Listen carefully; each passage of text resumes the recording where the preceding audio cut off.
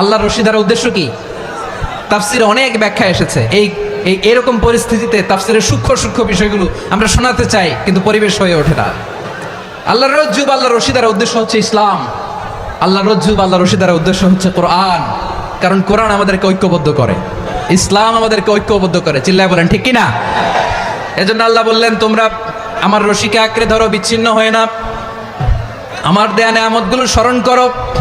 যখন তোমরা ছিলে শত্রু, তোমাদের মধ্যে হৃদয়ে আমি আল্লাহ ভালোবাসা ঢেলে দিলাম, ফলে তোমরা সবাই ভাই ভাই হয়ে গেলে।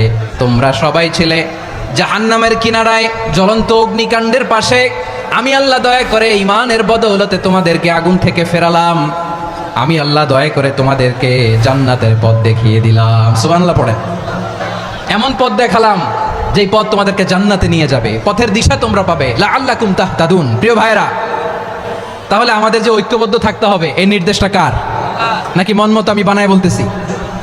আওয়াজ করে বলুন, নির্দেশটা কার? আল্লাহ। তাহলে আমাদেরকে ঐক্যবদ্ধ জীবনযাপন করতে হবে। প্রিয় ভাইরা, ইসলাম আমাদেরকে ঐক্যবদ্ধ করে।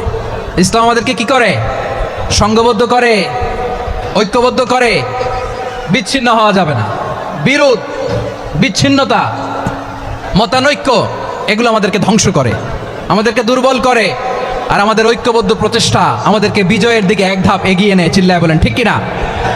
এজন্য আল্লাহ বললেন, ওয়াতাসিমু বিহাবলিল্লাহি জামিআ। তোমরা আল্লাহর রশিকে আঁকড়ে ধরো, তোমরা ঐক্যবদ্ধ জীবন যাপন করো, তোমরা বিচ্ছিন্ন হইও না। বিচ্ছিন্ন হইলে লস, ঐক্যবদ্ধ হলে সেখানে কল্যাণ আছে না নাই?